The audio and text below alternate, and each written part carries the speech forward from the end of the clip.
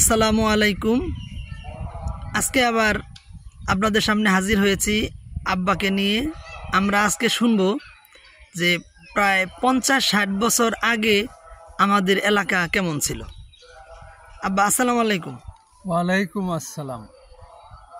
আপনার তো বর্তমান বয়স কত এখন, জন্ম তারিখ অনুযায়ী? আমার বয়স বর্তমানে 67 বছর। 67 বছর। 67 বছর, তার মানে 1960 সালে 58 সালের জন্ম। আচ্ছা আচ্ছা, তাহলে তো 67 বছর বয়স হলে প্রায় 50-60 বছর আগের আমাদের এলাকার যে ভূপ্রকৃতি, পরিবেশ, শিক্ষা প্রতিষ্ঠান, ধর্মীয় প্রতিষ্ঠান, হাট বাজার, রাস্তাঘাট, এইগুলা তো আপনার ছোটবেলার যে দেখা দৃশ্যগুলো তো মনে থাকার কথা। না, তো অবশ্যই মনে আছে। তো আমরা আমাদের এখনকার যে জেনারেশন যারা ওই দৃশ্যগুলো দেখে নাই এবং ভবিষ্যতে যারা দেখার কোনো সুযোগ যাদের নাই, ভবিষ্যৎ প্রজন্মের জন্য আমরা সেই কিছু কথা, কিছু ইতিহাস আমরা আপনার কাছ থেকে আমরা শুনতে চাই, ভবিষ্যৎ প্রজন্মদেরকে জানাতে চাই।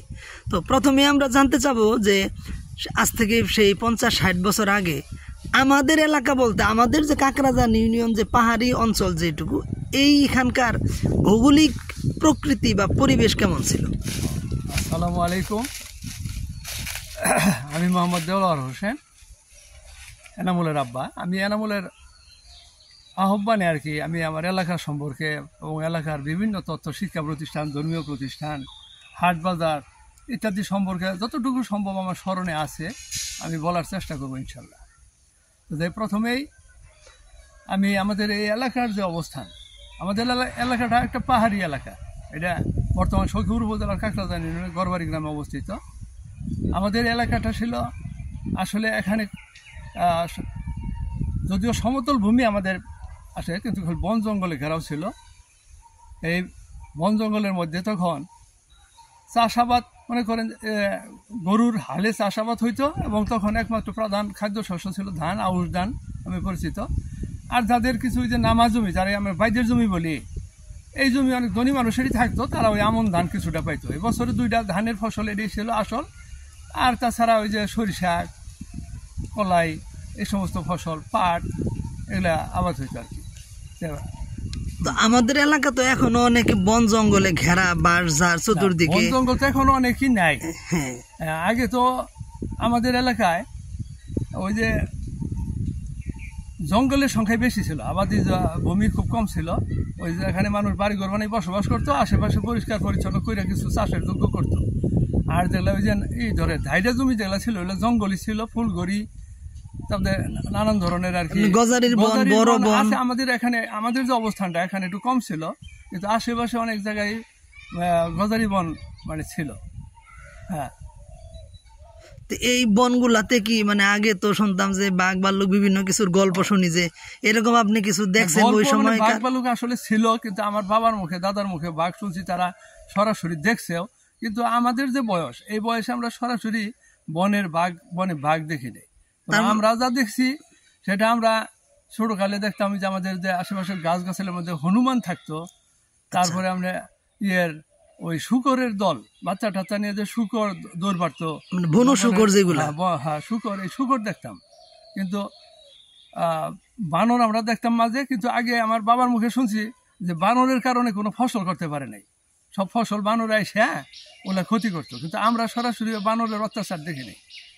ও, তার মানে আজ থেকে প্রায় 100 বছরের কাছাকাছি সময় এদিকে 80-90 বছর আগে বাঘ ভাল্লুকের এইগুলা ছিল, জঙ্গল ছিল, মানুষ যাতায়াত করতে ভয় পাইতো বা এই করতো। আচ্ছা যাক, তারপরে আপনি তো মানুষের যে পেশা, ফসল উৎপাদন, এইগুলা বিষয় নিয়ে তো আমাদের এলাকায় বিশেষ করে আমাদের কৃষির কাজ করে মানুষ বেশিরভাগ জীবিকা নির্বাহ করত।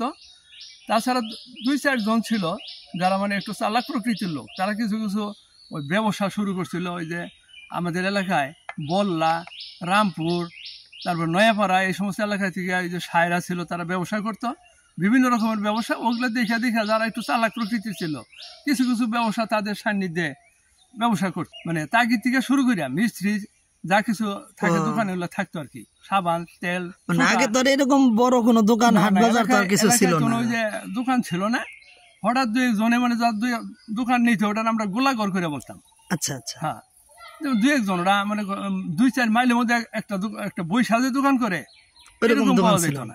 আর রাস্তাঘাট তো এখন সবগুলা পাকা, কিন্তু আগে রাস্তাঘাট কোনগুলা ছিল? রাস্তাঘাট বলতে এখন যে অবস্থা, এটা এখনকার যুগের কেউ কল্পনা করতে পারবো না যে আমাদের এলাকার রাস্তা কেমন ছিল। রাস্তা বলতে ওই পা পথ যেটা, অর্থাৎ মানুষ চলতে চলতে যেটা ওই পা পথই বেশি ছিল।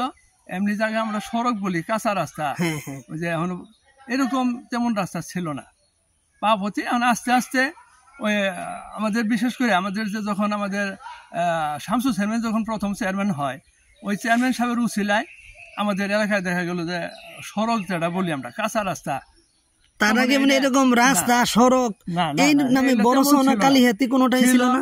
ওই দু একটা ছিল আর কি, যেমন এই যে বড়সোনা থেকে যে আমাদের এই যে রাস্তাটা একটু কাঁচা রাস্তা, কিন্তু একটু ফয়লা ছিল, একটু সড়কের। কিন্তু এখন ইন্টারজানি থেকে যে বড়াতুল রাস্তাটা বড় দিঘির ফাটতে গেছে, ওটা ছিলই না, ওটা শামসু চেয়ারম্যানের আমলে ওইটা সৃষ্টি হয়েছে। এরকম বিভিন্ন রাস্তায় হয়েছে।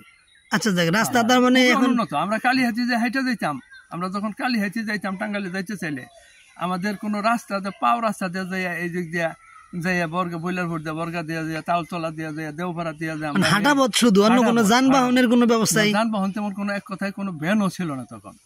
আমরা হাইটে চলাচল করতাম।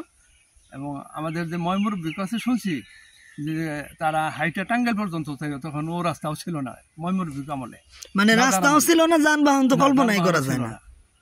আচ্ছা যাক, তাহলে হাট বাজারের কথা কিছু বলছেন যে দোকানপাট ছিল না, কিন্তু হাট বলতে এটা একটু উল্লেখযোগ্য জিনিস। আমাদের এলাকার মধ্যে যেমন ইন্দাজানির হাট, বর্ষা মাসে, এটা খুবই মানে নাম করা একটা হাট ছিল।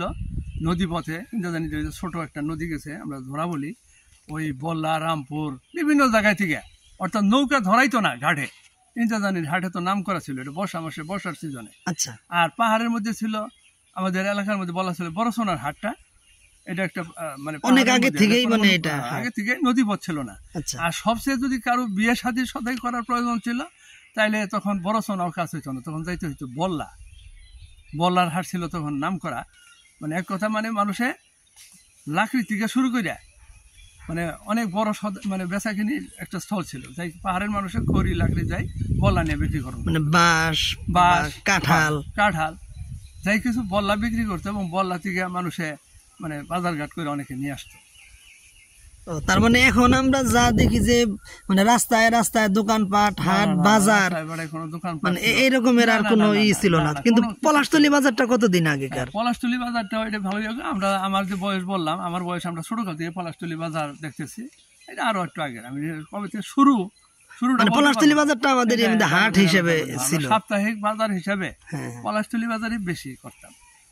হ্যাঁ, তারপরে ইন্দাজানি আর উন্নার সিজনে বর্গার হাট নাম করা ছিল, যেহেতু ওটা ওই যে শীতের দিনে ওই বর্গার হাটে থেকে কোনো কাপড় কেনাকাটা থাকলে বা অনেকে বর্গার হাটটা নাম করা ছিল।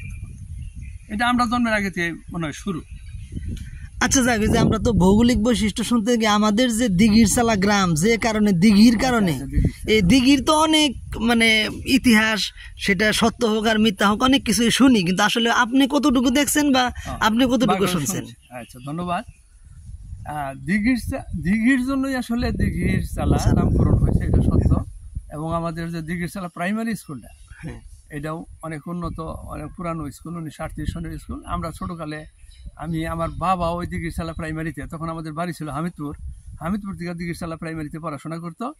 আর আমার জন্ম আমাদের এই গড়বাড়ি গ্রামে এসে বক্তিয়ার ভাড়া। আমরা যে ছোটকালে আমরা দিঘির চালা প্রাইমারিতে পড়াশোনা করছি, ওই দিঘির ভাড়াই ছিল আমাদের চলার পথ, রাস্তাও বলা চলে না, এই পথ যাইতাম। তো আমরা ছোটকালের একটা দৃশ্য, এটা এখন বললে কেউ বিশ্বাস করবে না, কিন্তু আসলে সত্য। সেটা হলো, আমরা যে দিঘিতে দেখতাম, ওই দিঘির মধ্যে দল বলতো, দল অর্থাৎ ঘাসই পুর হইয়া এমন শক্ত হইতো যে আমরা তখন তো কোনো পানির ব্যবস্থা তেমন ছিল না, স্কুলে কোনো টিউবওয়েল ছিল না, কুয়া ছিল পানির একমাত্রই। তখন আমরা করতাম কি, স্কুল ছুটির পরে, হ্যাঁ, আমরা ওই দিঘির পাড়ে আসার সময় ওই দিঘির উপরে উঠতাম, দিঘির দলের উপরে উঠে ওই দিঘির মধ্যে ফুটু করে কাশি যে, হ্যাঁ, চতুর্দিকটা করে গোল একটা আমরা ছোট হয়তো এরকম ভাবে করার পরে 4 জন বা 2 জন দুই পাশে দাঁড়াইতাম। আচ্ছা, তো আমাদের দাঁড়ানোর ওই ওজনের কারণে যে দলের উপর দাঁড়াইতাম, ওইটা একটু নিচু হইতো, হ্যাঁ, আর নিচু হওয়ার কারণে নিচে থেকে পানিটা বলকা ও, উঠতো। আচ্ছা। ওই বলকা ওঠার কারণে আমরা ওই চলতে ওই পানি খাইতাম, ওই দিঘির পানি। ওই দিঘির পানিটাই মানে পাড়া দিলেই ভলকা উঠতো, আমরা ওই চলতে পানি খাইতাম। আর এমনিতে এলাকার মানুষের তো টিউবওয়েল তো থাকার কথা না, কোনো তারা টিউবওয়েল একটাও ছিল না। হ্যাঁ, টিউবওয়েল সেই 1977 সনে প্রথম টিউবওয়েল আমাদের যে দাদার ছোট ভাই ছিল সূর্যা মেম্বার সাহেব, আচ্ছা ওনার বাড়িতে সরকারিভাবে একটা টিউবওয়েল বরাদ্দ হইলো এবং আমাদের পাড়া না, আমাদের প্রতিবেশী পাড়ায় থেকে খাওয়ার পানি হিসাবে ওই টিউবওয়েলের পানি কিন্তু অনেক তার আগে নিত। তাহলে কোথার তার পানি? আগে আমরা টিউবওয়েল দেখিনি, তবে ইদারা কুয়া যেটা আমরা ইন্দিরা বলি, এই ইন্দিরা ছিল 2-4টা। একটা হলো আবু সাহেব চৌধুরী সুরির চালা, ওখানে একটা ইন্দিরা কুয়া ছিল। এরকম নাম করা মানুষ যারা এলাকার উল্লেখযোগ্য লোক, তাদের বাড়িতে ইন্দিরা কুয়া। আর সাধারণ মানুষ, সাধারণ যে কুয়া, মানুষের কোনো ইন্দিরা কুয়া ছিল না। তারা ওই বাইদের কাছে দুফা জায়গার মধ্যে কুয়া খাইটা পানি খাইতো। কুয়ার পানি চৈত্র মাসে পানি থাকতো না, কত অনেকের কুয়ার মধ্যে পানি থাকতো না, যার কুয়ায় পানি থাকতো সেখানেই যে পানি আনতো। আর দিঘির পানি মানুষ কি ব্যবহার করতো না, খাইতো? দিঘির পানি খাওয়ার উপযোগী ছিল না। আচ্ছা, দিঘির পানি মানুষের ওই গরু মহিষ ধোয়াইতো, তারপরে গোসলের সময় দুপুরে ওই গোসল করতো, কাপড় চোপড় ধোয়া, কাপড় চোপড় ধোয়া, এই ধরনের ব্যবহারে খাওয়া নিরাপদ ছিল না। তবে আমরা ওই যে খাইছি সেটা হলো মাঝখানে, দিঘির মাঝখানে ফুটো করে, আর গরু বাছুর ধোয়াইতো ওটা মানে সাইডে। আচ্ছা যাক, তাহলে তো আমরা দিঘির কথাও শুনলাম। আপনি প্রাইমারি স্কুলের কথা বললেন, দিঘির চালা 1938। আরে বলুন। আরেকটা কথা বলি যেটা মানে অবিশ্বাস্য, সেটা দিঘির মধ্যে ওই এক ধরনের কচু হইতো, ওই আজাইটা কচু। ওই কচু এত স্বাদে ছিল, মানে মানে তারা একটু গরিব দুঃখী ছিল অনেকে, ওই কচু কাইটা মানুষের বাড়িতে চাউলের বিনিময়ে বিক্রি করিয়া তারা জীবিকা নির্বাহ করতো। কচু হইতো গাছের মাঝে মাঝে। হ্যাঁ, আরেকটা জিনিস দেখছি, এটাও অবিশ্বাস্য হইলেও সত্য, ওই দলের মধ্যে জাম গাছের মতো মানে গাছ ছিল, জাম গাছ। আচ্ছা, ওই জাম গাছে আমরা ছোট বললাম, আবার ওই জাম গাছেও আবার উঠে পড়ছি। মানে দিঘির উপরে মানে ময়লা আবর্জনা না, দিঘির উপরে যে দল, ভাসমান দল, এই ভাসমান দলের উপরে আবার ছোট ছোট জাম গাছ, আবার বড় জাম গাছ না, তিতি জাম আমরা বুঝতে পারছি। আচ্ছা যাই হোক, তাহলে এখন যে আমাদের এলাকার এই অঞ্চলের মানুষের তো আসলে পেশা কৃষি ছিল। মানে তাহলে সাধারণত খাবার, এখন তো আমরা বহু কিছু মানে পোল্ট্রি মুরগি, পোল্ট্রি ডিম, বহু কিছু থাকে। ওই সময়কার মানুষের আসলে খাদ্য মানে এটা কি ছিল, খাবারে কি খাইতো মানুষ? মূলত মানুষের আসলে খাওয়া আসলে আগে তো কি করেন, মানুষের তো মনে করো আগেকার খাওয়ার মধ্যে এত বিষাক্ত খাবার ছিল না। মানুষের প্রধান খাবার ছিল মাইরা মাছ খাইতো। মানে আমাদের বাড়ি থেকে, আমাদের যে পুরান বাড়ি হামিদপুরের দোভাই হলো শালসান্দুরের খাল। আমরা এখানে আসার পরেও দেখতাম যে আমাদের ব্যবসা ছাড়া, বিশেষ করে আমরা ওই শালসান্দুরের খাল, এটার মধ্যে ঝাঁকি জাল নিয়ে গেতো, অনেকেই বিভিন্নভাবে মাছ মারতো, ওই মাছটাই ছিল প্রধান খাবার। আচ্ছা, হ্যাঁ, আর তাছাড়া মাংসর মধ্যে এখন যে পরিমাণ গরু দেবো, এরকম গরুর মাংস হাট বাজার ছাড়া পাওয়া যাইতো না।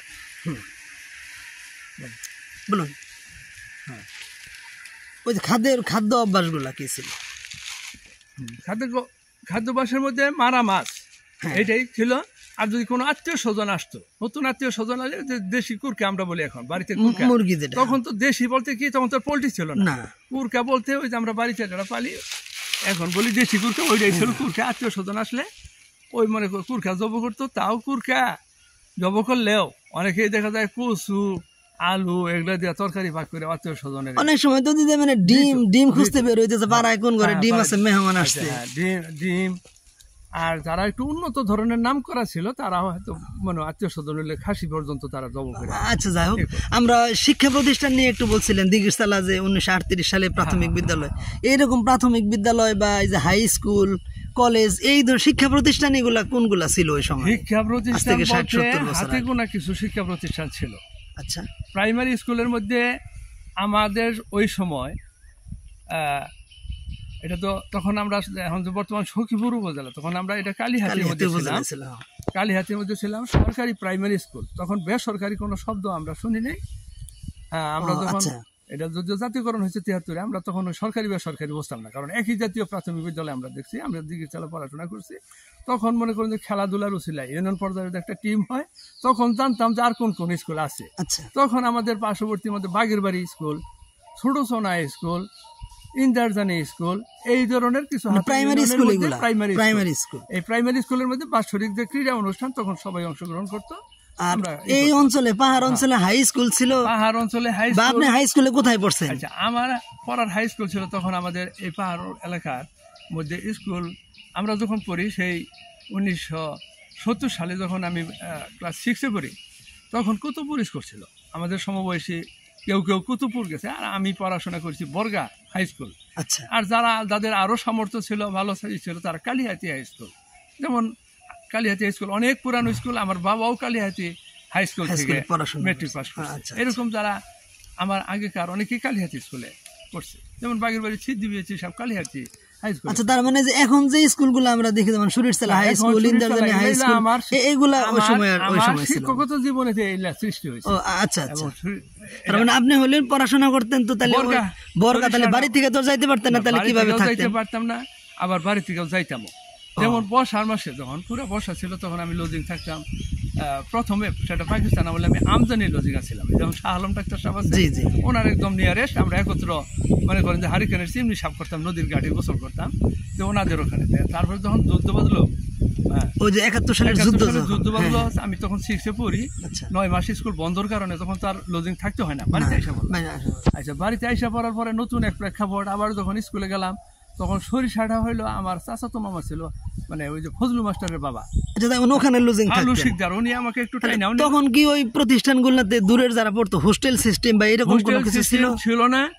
আবার হোস্টেল সিস্টেম একমাত্র যখন ওই যে এমনি আবাস যখন পরীক্ষা হইতো, পরীক্ষার সময় টেস্টের পরে স্যারেদের তত্ত্বাবধানে রাখার জন্য হোস্টেলে কিছুদিন আমি ছিলাম। তারপরে এমনিতে যে ছাত্র হোস্টেলে থেকে সারা বছর না। তার মানে ওই সময় যদি কেউ সিস্টেম, যাদের বাড়ি দূরে তারা প্রত্যেকে অন্যের বাড়ি জাগির থেকে লেখাপড়া। তার মানে আজকে থেকে 60-70 বছর আগে যারা হাই স্কুল পর্যন্ত গেছে, তাদেরকে বাড়ি থেকে কমপক্ষে অনেক দূরেই তাদেরকে পড়াশোনা করতে হয়েছে, লজিং থেকে করতে হয়েছে। আমাদের তো রাস্তাঘাটও ভালো ছিল না, বর্ষা মাসে আরো সমস্যা, আমরা জাগির থাকতাম। আবার যখন বাড়িতে আসতাম, বর্ষা মাসেও যদি বাড়িতে আসতাম, যাওয়ার পথ একটাই ছিল, তখন ওই যে হামিদপুর থেকে ওই যে বিল্লাল ব্যাপারী আছে, আর ওই যে হের ভাই দরজালি ভাই আছে, বিভিন্ন জন, আর হামিদপুরের যারা যাইতো, ওদের কোষা নৌকা ছিল। আচ্ছা, আমরা ওদের সাথে শনিবার হইলে ওই কোষা নৌকায় আমরা মানে স্কুলে যাইতাম। স্কুল থেকে পরে আবার জাগির বাড়ি যাইতাম। আবার যেদিন বৃহস্পতিবারে বর্ষা মাসে শাসন লাগতো, তখন আবার ওদের কোষা নৌকায় আসতাম। আর অন্য মাসে তো হাইটেই আসতাম বৈলারপুর থেকে। আচ্ছা, যাক, তারপরে এমনি কোনো মাদ্রাসা, পুরাতন কোনো প্রাচীন মাদ্রাসা আমাদের এলাকায় কি ছিল? আমাদের এই এলাকার মধ্যে, পাহাড়ের মধ্যে, আমরা ছোটকালের নাম শুনছি একমাত্র শহর গোবিন্দপুর মাদ্রাসা। ও, শহর গোবিন্দপুর, যেটা মাদ্রাসায় পড়ছে, তাহলে সেটা শহর গোবিন্দপুর মাদ্রাসা, ওটা অনেক আগে মাদ্রাসা। তারপরে মাদ্রাসা আমাদের পুরানো নামদারপুর মাদ্রাসাটাও একটু পরে হয়েছে। এখন তো মাদ্রাসা আমাদের দিকে ছিল, সেটা তো এখন তো আছে, এখন তো আছে। যাক, তখন শহর। আর এমনিতে এখন তো আমরা দেখি যে পাড়ায় পাড়ায় মানে টাইলস করা মসজিদ, বিল্ডিং, মানে মসজিদ, মাদ্রাসা, এখন কোনো অভাব নাই যদি ধর্মীয় শিক্ষা কেউ অর্জন করতে চায়, নামাজ কালাম পড়তে চায়। কিন্তু আগে কি এরকম ছিল? আগে তো আর এরকম মসজিদ পাড়ায় পাড়ায়, গ্রামে গ্রামে ছিল না। পাড়ায় গ্রামে গ্রামে ছিল না, কিন্তু মসজিদ আমাদের এখানের যে মসজিদ, আমাদের যে সামাজিক মসজিদটা ছিল, তা সেটা হইলো এই যে দিঘির চালা, যে আমাদের যে জোহার মাতাব্বর সাহেবের বাড়ি, মানে এই আমাদের এলাকার মধ্যে প্রাচীন মসজিদটা কোনটা এরকম ছিল যে অনেক আগে থেকেই ছিল আমাদের অত্র অঞ্চলে? এরকম কোন মসজিদ? আমার অত যে এলাকা প্রাচীন বলতে আমরা ছোটকাল থেকে যেটা দেখলাম, আমরা দেখতেছি জোহার মাতাব্বর সাহেবের বাড়ির দক্ষিণ পাশের মসজিদ, আমরা ছোটকাল থেকেই ওইটা দেখছি। নাইন্দামাঙ্গাজে ওই সমাজের একটা মসজিদ, কিন্তু মানে যে আগে থেকে আছে, যেমন যে কচুয়া দেওয়ানবাড়ি মসজিদ, 200-250 বছরের, এরকম কোন না। আর ওই রকম যে পাকা বিল্ডিং ওয়ালা মসজিদ আমরা ছোটবেলায় একমাত্র দেখছি আমি সরিষাটা যে লজিং থাকতাম, তখন সিদ্দিক চেয়ারম্যান সাহেবের ওই যে বাড়ির পাশাপাশি হাসান মাস্টার সাহেবের বাড়িতে পাকা মসজিদ দেখছি। তাছাড়া আর এরকম পাকা মসজিদ দেখিনি, বড় সোনা পাকা মসজিদ ছিল আমরা যারা ছোটকাল থেকে দেখি। তারপরে মসজিদের অবস্থান ছিল কি, ওই ছোট টিনের ঘর, টিনের বেড়া, নিচা ঘর, কোনো সিলিং থাকতো না, কোনো পানির ব্যবস্থা ছিল না। এই মসজিদে শুক্রবার হইলে মানুষ একটু, যারা মানে কিছু সংখ্যক মানুষ নামাজ পড়তে যেত, আর অনেক মানুষই নামাজ পড়েইনি। আর এরকম যে নিয়মিত যে ইমাম সাহেব 5 ওয়াক্ত নামাজ পড়ানোর জন্য, এরকম তো মনে হয়েছিল না জুম্বা করে ইমাম 5 ওয়াক্ত নামাজ পড়ায় না, কোনো ইমাম ছিলই না আমার জানা মতে। শুধু শুক্রবারে নামাজ পড়ায় না, একজন ইমাম থাকতো, তাও তো ওই যে মানে নাম মাত্র আরবি জানে, মুন্সি বা মৌলভী কারি সাহেব, এরকম না, মৌলানা সাহেব না, মুন্সি নাম ছিল, মুন্সি। মুন্সি। যেমন হামিদপুরের নতুন মুন্সি একজন নাম করা ছিল। আমরা আমাদের এই যে এখানে সূর্যাকারী সাহেব নামাজ বৈলারপুরে যে মাজু মুন্সি, বৈলারপুরে ওইদিকে ছিল মাজু মুন্সি সাহেব, আফসার মুন্সি সাহেব, এইগুলো আমরা ছোটকাল থেকে মুন্সি নামে জানতাম আর কি। তারপরে আব্দুল বগুড়া থেকে এসে ওই যে আমাদের এলাকায় বিয়ে করে থাকতো ওই যে আব্দুল করিম কারি সাহেব, হ্যাঁ ওনারা ছিল। আর মসজিদের অজুর কোনো ব্যবস্থা ছিল না তেমন। শুক্রবার হইলে ওই যে মাটির কলস আর মাটির যে বদনা ছিল, ওই যারা একটু ইমানদার মহিলার মধ্যে ব্যবধান থাকে না, কিছু মহিলা একটু সওয়াবের আশায় যত কষ্টই হোক ওই কুয়ার পানি শুক্রবার হইলে ওই কলস গুলো এবং অনেক মহিলাই করতো কি ওই শুক্রবার হইলে মসজিদে একটু কাঁচা মসজিদে লেপে দিত। তারা সওয়াবের আশায় কষ্ট হইলেও তারা এটা কাজটা করতো, সবাই না। যাক অনেক ধন্যবাদ। আমরা আমাদের এই প্রায় 50-60 বছর আগে আমাদের এই অঞ্চলের যে মানে সামাজিক যে অবস্থা, মানে ভৌগোলিক যে অবস্থা, শিক্ষা প্রতিষ্ঠান। আব্বা আরেকটা বিষয় জানতে চাই যে এখন তো ছোট বাচ্চারা স্কুলে পড়ুক আর মাদ্রাসায় পড়ুক, স্কুলের ড্রেস থাকে সুন্দর, মানে জুতা মোজা পরে তারপরে তারা স্কুলে যায়। তা আপনারা যখন পড়াশোনা করছেন আপনাদের কি স্কুল ড্রেস বা এরকম মানে এই ধরনের যে পোশাক, এই ধরনের কি পরে যাইতে পারছেন ওই সময়ে? বা 60-70 বছর আগে মানুষ কি মানে কোন ধরনের পোশাক পরে স্কুলে বা সাধারণভাবে জীবনযাপন করতো? তখনকার জীবনযাপন তো আসলে এখন কাছে অনেক ব্যতিক্রম। তখন ছোট ধরনের বাচ্চা যারা ছিল তাদের তো ছেলেরা ওই যে হাফ প্যান্ট আর যে শার্ট আছে গাঙ্গারের খুলি মারা মানে তৈরি করে এই হাটিকাজ বাজারে শার্ট বেচতো, প্যান্ট বেচতো, ওগুলা ছিল। আর যারা 3, 4, 5 আগে তো একটু বড় বলাবানো পড়তো, পড়াশোনা করতো, তারা ওই লুঙ্গি শার্ট এগুলাই পড়তো আর কি। তারপরে প্যান্ট শব্দটা এটা তখন অনেকে জানে না যে প্যান্ট, ফুল প্যান্ট কিরকম, এটা অনেকে তো ওইগুলো ছিলই না, মানে প্যান্ট পরার মতো ভদ্রলোক কোনো পোশাক ছিল না। তারপরে যে এখন তো চামড়ার জুতা পরি সবাই, একদম চামড়ার জুতাও এই দেখা যায় অনেকে SSC পরীক্ষার আগে সে চামড়ার জুতা পরে দেখে নেই বা ওগুলো তেমন অ্যাভেলেবল ছিল না, এই অবস্থা। হয়তো একজনে বড় কোনো আত্মীয় স্বজন বাড়ি গেলে সমবয়সী কেউ থাকলে তার চামড়ার জুতা চাই নিয়ে আপাতত সে আত্মীয় স্বজন বাড়ির চাহিদা পূরণ করতো। কিন্তু সবার ভাগ্যে সচরাচর যে প্যান্ট শার্ট জুতা এগুলা পরা, এটা মানে আপনার সময়ে এরকম ছিল? আমার সময়ে আমি আমার চাচার সময় ওয়াজুদ মাস্টার সাহেবের সময় আমি দেখছি যে আমার চাচার বয়সী যারা আছে অনেকেরই আমি নিজে মানে অন্য বাড়ি থেকে জুতা সংগ্রহ করে দিছি। মানে নিজেদের ছিল না, ছিল না, আমার মাধ্যমে আমি তো এক জায়গায় যাবো তাইলে জুতা কার আছে আমার এই বয়সে, তখন অমুকের তো আছে, তা আমি সেই বাড়ি থেকে আমি আইনা দিছি, আমি নাম উল্লেখ করলাম না কিন্তু আইনা দিছি। আচ্ছা যাই হোক, তার মানে আমাদের যে দাদা বা তাদের পূর্ব যুগে তখন তার জুতা স্যান্ডেল এগুলো তো ছিল, চামের জুতা তো দূরের কথা। আমার বাবার আমলে অনেকে দেখা যায় যখন মেট্রিক পরীক্ষা দিব তখন হয়তো জীবনে প্রথম জুতা কিনছে। হ্যাঁ, তখন মানে ওই যে পয়টা, খরম এই জাতীয় মানে টেম্পোরারি আমি নিজে দেখছি। তালের ইদাও জুতা বানাইছে, তালের যে ওই যে শক্ত আবরণটা ওটা জুতা বানাইতে দেখছি আমি, জুতা পাই দিছে অনেকে। মানে এরকম বিভিন্ন দৃশ্য নিজের চোখে দেখছি, দড়িদা ফিতা আর নিচে হইলো ওই তালের ওই শক্ত আবরণ, এরকম আমার চোখে দেখছি ময়মুরবে। আর পয়টা জিনিসটা যে পয়টা খরম হইলো ওই যে বইলালা আর পয়টা হইলো ফিতালা, কিন্তু নিচের এইটা হইলো কাঠের, এগুলো দেখছি। আচ্ছা, আরেকটা মজার বিষয় যে এখন তো ওই যে বিড়ি সিগারেট যারা খায়, আপনি তো খান না সারা জীবনে, এই জন্য ধন্যবাদ, কিন্তু যারা খায় তখন তারা কি খাইতো? এখন তো মানে দামি সিগারেট বিড়ি অনেক কিছু খাইতো, বিশেষ করে বিড়ি ছিল, বিড়ি সিগারেট ছিল, কিন্তু এত সিগারেট আমাদের পল্লী এলাকায় খাওয়ার মতো লোকের সংখ্যা আমি দেখি, আমার চোখে দেখি নাই। তবে সিগারেটের প্যাকেট দেখছি নাই, দেখিনি জীবনে তা না।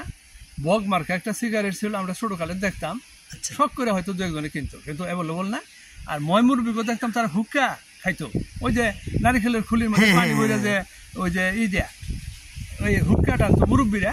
আর যারা কিছুটা ছিল তারা ওই বিড়ি পাওয়া যাইত, তাও বিড়ি হইলো সেটা গাদিলা পাতার বিড়ি, এখন যে কাগজের বিড়ি সেটা না, গাদিলা পাতার বিড়ি। বিড়ির ফ্যাক্টরি ছিল, বিভিন্ন জায়গায় ছিল, এগুলো থেকে আইনে মহাজন আনতো, বিড়ি খাইতো আর মুরব্বীরা হুক্কা খাইতো। আচ্ছা, আরেকটা বিষয় জানার খুব ইচ্ছা যে এখন তো মোবাইলের যুগ, যে কোনো খবর বার্তা সেটা মৃত্যু সংবাদ হোক বা জন্ম সংবাদ হোক মুহূর্তের মধ্যে জানানো যায়। আগে মানুষের এই মানে মৃত্যুর সংবাদ দেওয়া বা কোনো দাওয়াত দেওয়া এগুলো কিভাবে দিত?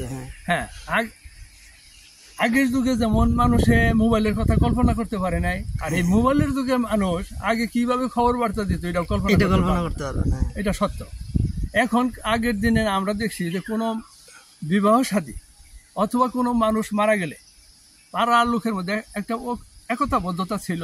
আচ্ছা, তারা মাতাবরের কাছে যাইতো যে একটা মানুষ মারা গেছে, বা তখন ওই মানুষ মারা গেলে ওই মাতাবর করতো কি, ওই দেখে দেখে যারা যুবক শ্রেণীর কিছু লোক আছে যারা হাঁটতে পারে, তখন তোর কোনো যানবাহন ছিল না, ওইরকম কিছু লোক ডাইকে আনতো, ডাইকে আই না তারপরে বলতো যে এই যে এই বাড়িতে মানুষ মারা গেছে, এগো ওই যে মেয়ে একটা বিয়ে দিচ্ছে অমুক গ্রামে, তুমি কি হ্যাঁ বাড়ি কোনোদিন গেছো? কয় হ্যাঁ আমি তো একবার গেছিলাম বা হ্যাঁ গ্রামে গেছিলাম, তাইলে যে বলবা যে এই বাড়ির অমুক যে মারা গেছে। এইভাবে মানে 5-7 জন আর 10 জনকে বিভিন্ন আত্মীয় স্বজন যেখানে যেখানে আছে ওই মারা যাওয়ার খবরটা পৌঁছাইতো। তারপরে তারা আবার যখন আসতো তখনই ধরো যে এইভাবে লাশটা মানে দাফন কাফন করতো। এই ছিল মানে সংবাদ পৌঁছানোর ব্যাপার। আর বিয়া শাদীর মধ্যে বিয়া শাদীর কোনো অনুষ্ঠান হইলে ওইভাবেই মানে কিছু সামাজিক মাতাবরের কাছে যেত, মাতাবরের উদ্যোগে কিছু মানুষকে ডাইকে না বলতো যে অমুকের ছেলের বিয়া বা মেয়ের বিয়া, এটা হের মেয়ে থাকতে পারে, এটা তোমাদের সকলের দায়িত্ব, এটা কীভাবে ম্যানেজ করবা, শুধু আয়োজনটা দিব তোমরাই করবা। তখন এই যে ডেকোরেশনের এত সুন্দর সুন্দর নাম করা বাবুর্চি ছিল না, ওই পাড়ার মধ্যে অনেকে তারা পাক করতে পারতো, তারা নিজ সন্দেহে তাদের কাজের ক্ষতি করে তারা এইভাবে ওই বিবাহ সব পারি তারা দিয়ে দিত। এবং যারা একটু উন্নত ফ্যামিলির ছিল তাদের ওই যে যানবাহন ছিল, তাদের নতুন বউ আনা বা মেয়ে তুলে দেওয়া, মানে ওই যে বিয়ে যারা নিম্ন শ্রেণীর একটা ছিল, আমরা ওই যে মুসি বলি বা মুসা, তাদের মধ্যে সোয়ারি ছিল। হ্যাঁ, পালকি করে বলতাম, ওই পালকি ভাড়া করে আনতো যারা একটু ভদ্র, ওই পালকি করে ছেলের বউ আনতো বা নিজের মেয়ে তুলে দিত, এটা আসলে উত্তম। আর যারা 2-1 নগে যাইতো তারা একটু হাইটে আবার বিয়ার দাওয়াত খাওয়ার জন্য মানুষ হাইটে চলাচল করতো। এখন তো দেখি মানুষ মারা গেলে সেই ডেকোরেশন করে একদম চেয়ার টেবিল সিস্টেম করে হলো খরচের দাওয়াত খাওয়ায়, কিন্তু আগের যুগে মানুষ মারা গেলে তো খরচ হইতো বা বিয়ে শাদী হইতো, সেটা খাবারের এগুলা কেমন ছিল পরিবেশটা? খাবারের ব্যবস্থা হইলো আমরা আমাদের নিজের দেখা, আমরা নিজে খাইছিও, মানে তখন কলার পাতা যখন এই যে খরচ করতো বিয়ে শাদীর মধ্যে না, যখন খরচের দাওয়াত সোজা মানুষ ওই ডাইকে না একজনে পাঠাইতো, কর্মট মানুষ যারা তারা অমুক পাড়ায় দাও কলার ভাতা কেটানো, অমুকে দাও অমুক পাড়ায়, এইভাবে কলার ভাতা জলা করে এনে পিল দিয়ে রাখতো। 2-1 দিন আগে দাওয়াতের দিন ওই কলার ভাতা ফ্লোরে মাটির মধ্যে বসাই, ওই যে উঠান ছিল বা বাড়ি বাড়ি পতিত ক্ষেত থাকতো, ওইভাবে সবাইকে বসাইয়া তারপরে এইভাবে খানা পরিবেশন করতো। এবং কোনো ডেকোরেশন বাবুর্চি বলতে কিছু ছিল না, ওই যে পাড়ায় যারা পাক করতে পারতো তারাই পাক করতো, তারাই এইভাবে খাওয়াইতো। অর্থাৎ যার মেয়ের বিয়া শুধু খরচটাই দিত আর পাড়ার মানুষের দায়িত্ব পালন করতো। ও মানে সবাই একসাথে হয়ে তার দায়িত্বটা পালন করতো। এত মিল বিশ, এত মহব্বত ছিল। আচ্ছা যাক, তারপর আরেকটা বিষয় যে এখন তো বিদ্যুৎ ঘরে ঘরে সব পোলাপানে, তো এখন আর আলো ছাড়া, বিদ্যুতের আলো ছাড়া আর অন্য কিছু ভাবতেই পারে না।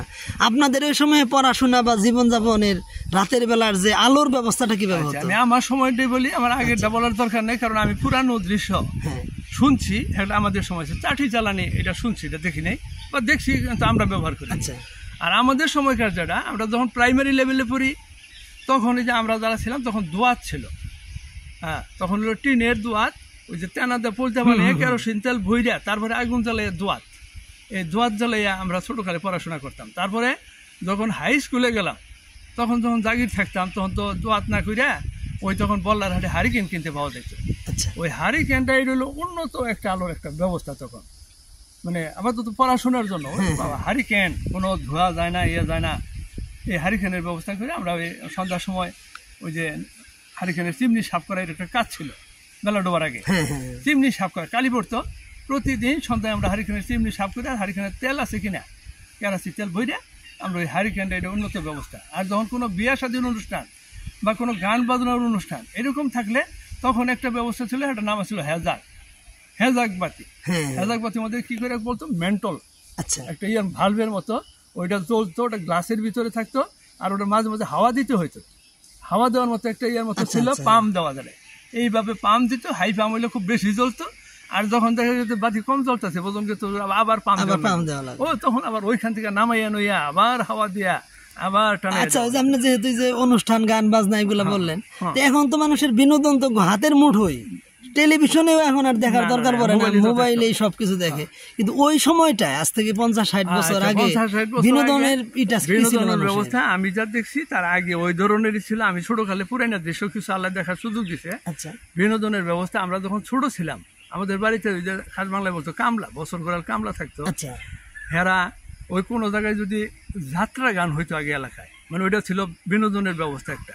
হ্যাঁ, তারপরে নাটক থিয়েটার, আচ্ছা এটা একটা বিনোদনের ব্যবস্থা ছিল। আর ছিল টাঙ্গাইলে সিনেমা হল ছিল, তারপরে বল্লা সিনেমা হল আসলো, খুব কাছে সিনেমা হলের মধ্যে আসলো বল্লা। হ্যাঁ, আমি তখন ওই যারা একটু পয়সা আছে বা যাদের বাড়ির অনুমতি আছে তারা দু একবার সিনেমা দেখার জন্য একটু দূরে যাইতো, বল্লা বা টাঙ্গাইল যা সিনেমা দেখতো, সবার ভাগ্যে জড়তো না।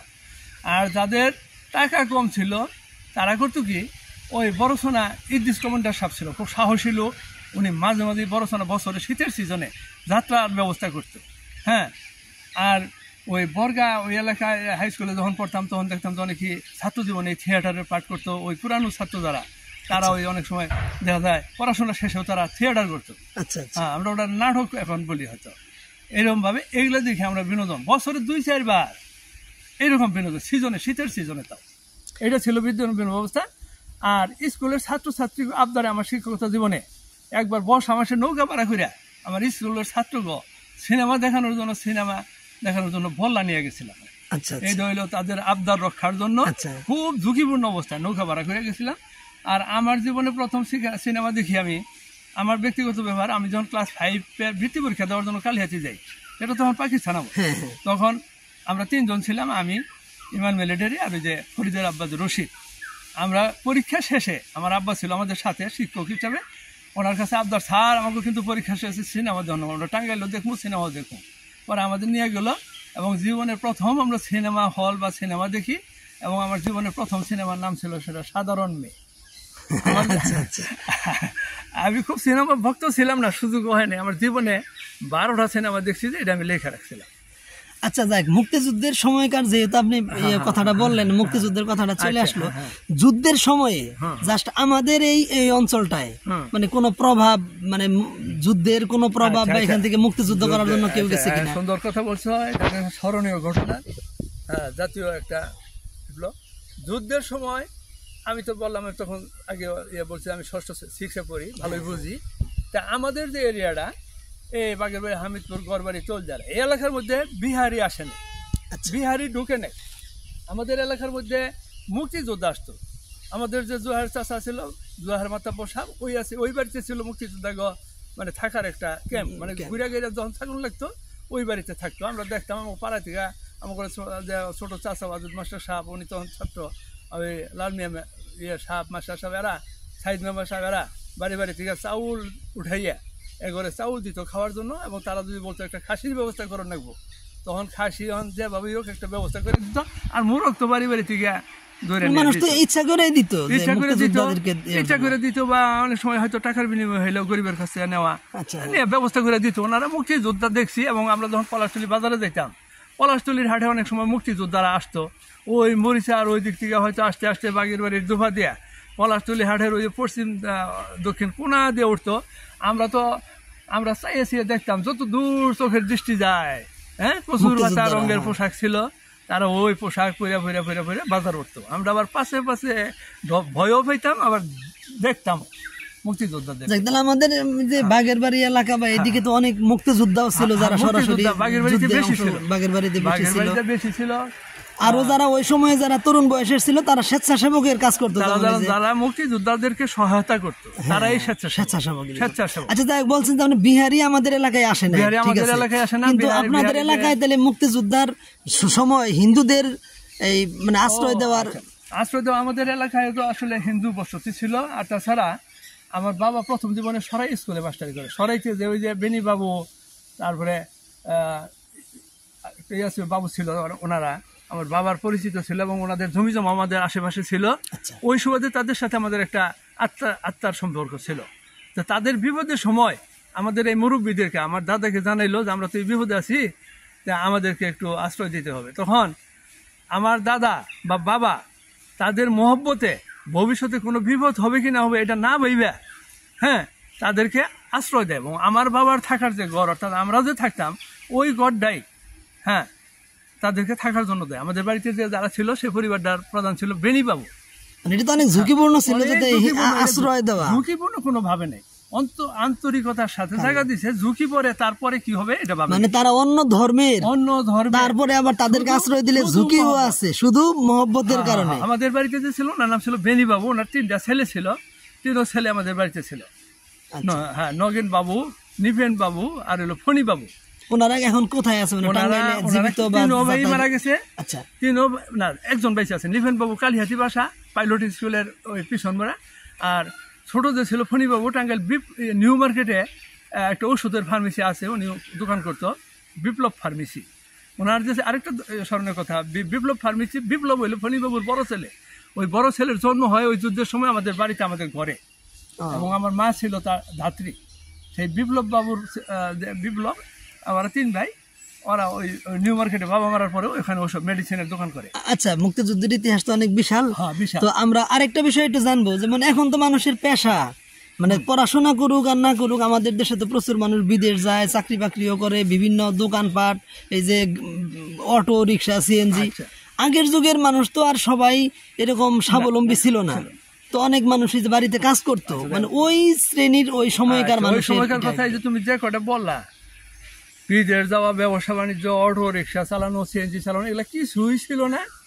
এখানে যে বলছি আগের আলোচনায় আমি বলছি যে 2টা মানে আসলে কৃষি কাজ ছিল প্রধান, অর্থাৎ যাদের জমি ছিল তাদেরকে পোলা মানে কাজ করলেও তাকে বলতো গৃহস্থের পোলা। আচ্ছা, আর এই এলাকারই যাদের জমি ছিল না, কাজ তো করে জীবিকা নির্বাহ করতে হচ্ছে, তারা ওই গৃহস্থের বাড়িতে থাকছে। গৃহস্থের বাড়িতে থেকে ওই গরিবের সন্তান যারা, ওই গার্জেনে নিয়ে বলতো যে আমার ছেলেটার একটু কাজ শিখাই দেবেন, আমার তো জমি জমা নাই, পয়সা এখন দেন আর না দেন, একটু কাজ শিখাই দেন। আস্তে আস্তে এমনও দেখা যায় বাতির বিনিময়েও রাখছে। আস্তে আস্তে যখন দেখছে যে কিছু কাজ শিখছে, তখন একটা বেতন ধরছে, এখন বেতন দেওয়া যায়। তো আমার মাস বা বছর, মাস হিসাবে, বছর হিসাবে না, মাস হিসাবে। তো আমার বয়সে, আমি যখন ছোট ছিলাম, আমি কোনো নাম বলবো না, কিন্তু যারা ছিল বিয়ের উপযুক্ত যুবক, 10 টাকা মাস বেতনে যে আমাদের বাড়িতে থাকতো, হ্যাঁ, তারপরে দেখছি। মানে যে ধনী গৃহস্থ যারা, তাদের বাড়িতে এরকম মানে অনেক গৃহস্থ বলতে অনেকেই মানে কাজের লোক আসতো, আর গরিব বলতে তাকে বলাফান কাজ করতো। এমনও গরিব আসছিল যে তারা কাজ করে, এখন তারাও পরবর্তীতে গৃহস্থ হয়ে গেছে, তারাও আবার কামলা দিয়ে কাজ করেছে। আর ওই যে দূরে থেকে আসতো, যখন সিজনের কাজ, ধান কাটা বড় কাজ, তখন মানে আসতো ওই যে ওই এখন তো পঞ্চগড় থেকে থেকে দূরে থেকে দিনাজপুর থেকে আসে, তখন তা ছিল না। তখন ওই যে চর এলাকা, টাঙ্গাইলের পশ্চিম চর এলাকার কামলারা এসে আমি দেখছি কেতনি রেখে জারি গান গাইতো, এই ধরনের ছিল। ওই অত দূরের মানুষ আসতো না। আচ্ছা, যাক, আমরা মোটামুটি মানুষের যে মানে সবকিছু সম্পর্কে আগের যুগের এটা জানলাম। আচ্ছা, ধন্যবাদ।